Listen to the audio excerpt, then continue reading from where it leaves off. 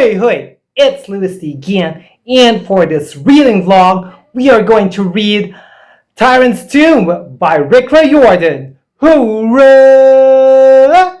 So this is my pick for the beloved author prompt for my Alphabet TBR game for my April 2026 TBR. So yeah, this is the fourth book in the Trials of Apollo series. Now, I read Burning Maze sometime last year and I enjoyed it. We are going to be looking forward about like what is the next oracle that they're going to be finding, because that's kind of how like the series has been revolving. I haven't read like the back of this one, like the summary, so I have yet to like find out what are going to be like, what are we going to be looking for, what is going to be in store for, in this book. So this is the fourth one in the series. I'm so happy to be moving forward. Like I said, Rick Riordan is a beloved author, and I've been enjoying a lot of his works, from Percy Jackson and the Olympian series to the Heroes of the Olympian series. And I'm just so glad that, my Alphabet TBR game made me, choose this book. So are we going to be seeing some progress about Lester? Is he going to be turning into a god soon? I'm just so excited to dive back into this world and, just hopefully have a great time again, have a great reading experience. So without further ado, I'll catch folks later. Whoa!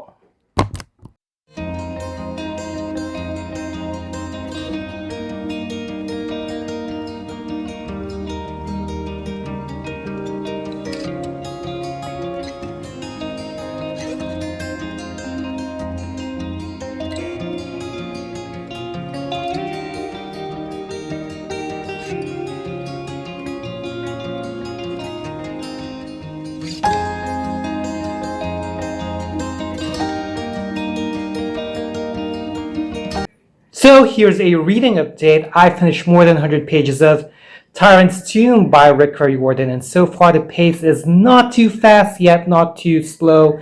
Now we just encountered them, bringing Jason Grace's tomb to Camp Jupiter, and I actually forgot that Jason died in the previous book for some odd reason, and then kind of like the memories, like flashback. I like how he said, that when Lester or Apollo becomes God again, he remembers what it is to be human, kind of like, his experience is kind of like giving him like an experience in learning what it's like to be a human, to become a better God. I mean, that's just like for me, like what like comes across, or that's just like my view of the story so far. But yeah, it is kind of somber because of course, there's that part of Jason's corpse, I guess. It's great to see Hazel again. Hazel is, for me, is underrated. And yeah, kind of, there are a lot of things going on, but it's not like too quick. So yeah, and I feel like Frank is depicted here as a strong like demigod. So yeah, looking forward to read more. We were introduced here with a new character named Lavinia. So yeah. So I'll catch folks later. So I just finished reading more than 200 pages of The Tyrant's Tomb by Rick Riordan, and the story so far revolves in like the fate of Lester or Apollo after the wound that he got from the ghoul. They're trying to interpret like something through like the different books in relation to the Sibyllin books, if I got it correctly. And they just like left Tarkin's tomb, which makes me think now like why the title of the fourth book is The Tyrant's Tomb. I guess it is pivotal, but it doesn't really revolve around that.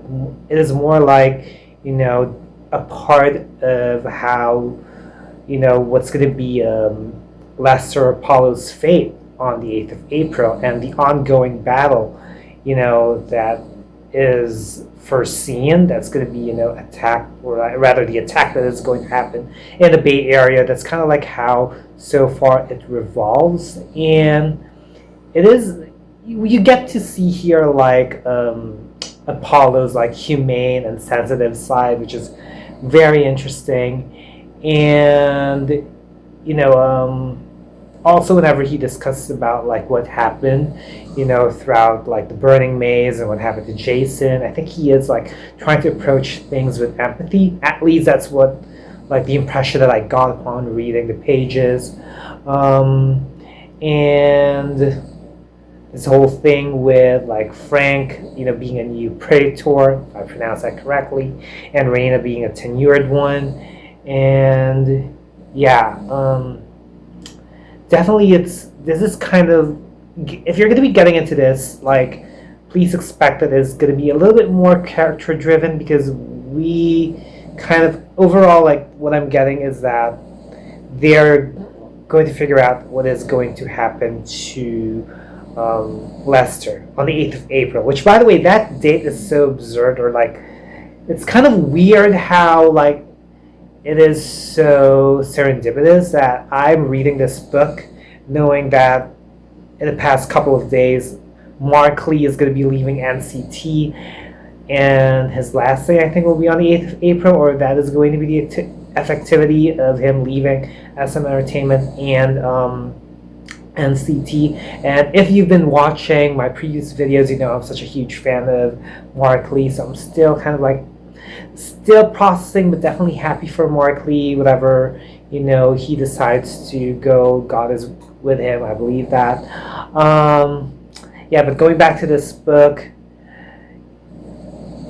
and you have to be also aware about the cautious, like, or rather be cautious about the shifts between the dreams that are, happening. It is really a little bit more character driven. It is not like as action packed or quest like, which, that's kind of like my overall thought about the series so far. But Rick Riordan does it like in a way that is still well. I am just not as blown away compared to like his previous writing, where it is really like you get to see the thought of the character, but it is well balanced. Here there's a lot of it that's happening. You get to read about like his thoughts about what if Nico was there and all that stuff, and it's just more of like a little bit of a nostalgic feel about like Hazel with the whole like jewels and stuff so far. Yeah, there's not really a lot of action. There's kind of a lot, but there isn't. It's kind of like an oxymoron. It's ambivalent, but yeah. It's fine, but yeah, I guess maybe because I've been reading Rick Riordan's works and I've been blown away from his past. I guess with Trials of Apollo, his writing kind of changed a bit so far, and I'm already reading the 4th book, y'all, so I'd say yes, it has changed. I think I don't have like a perfect 5-star read so far, nor like a 4.75 compared to like the previous like series where I actually had a lot, and I felt like I was, so far I'm like more than 200 pages done, and the action hasn't really brewed up that much yet. There's kind of still like figuring out things and all that stuff. So yeah, be aware if you're going to be reading this one, and if you're going to have like some sort of a hindsight, or like you kind of cling on to like Rick Riordan's work. So just be aware of that. So yeah, I'll catch folks later. Whoa!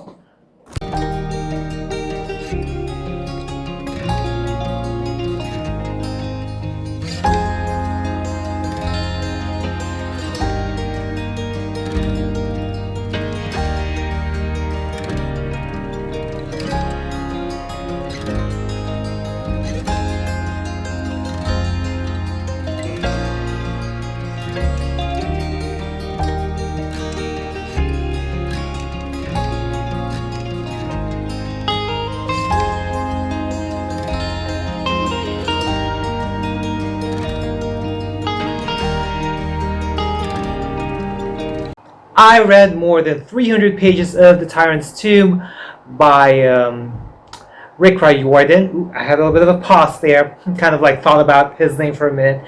Anyway, so far we get to see them traveling on a quest. Lester, aka Apollo, is with Meg and Reyna, as well as with the dogs.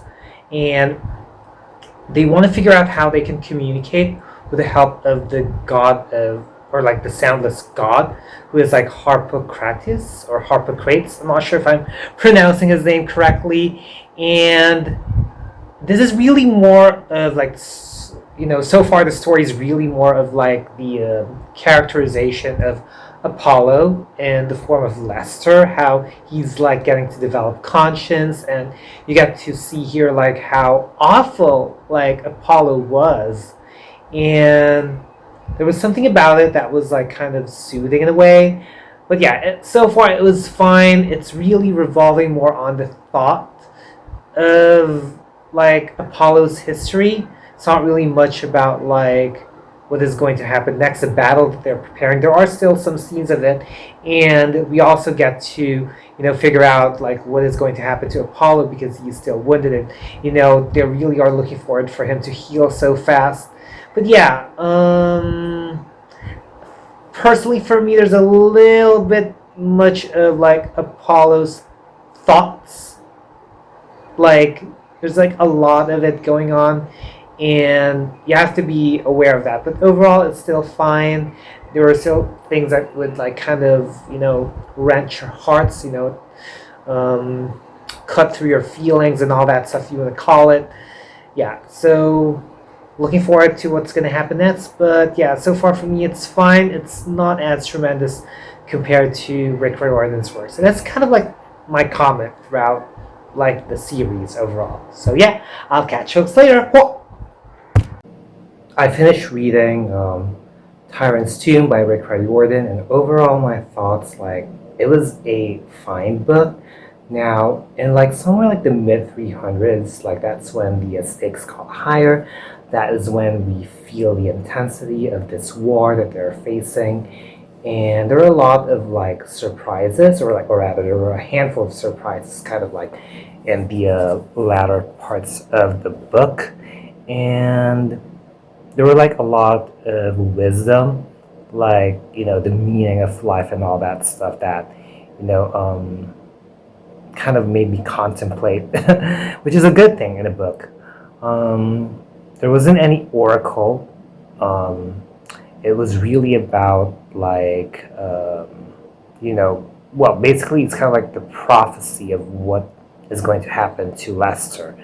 And as you can tell, there's a fifth book, so you can tell that Lester is still alive and still has more to go. And honestly, that revelation towards the end of what's going to happen next, which is kind of a given if you're familiar with the title.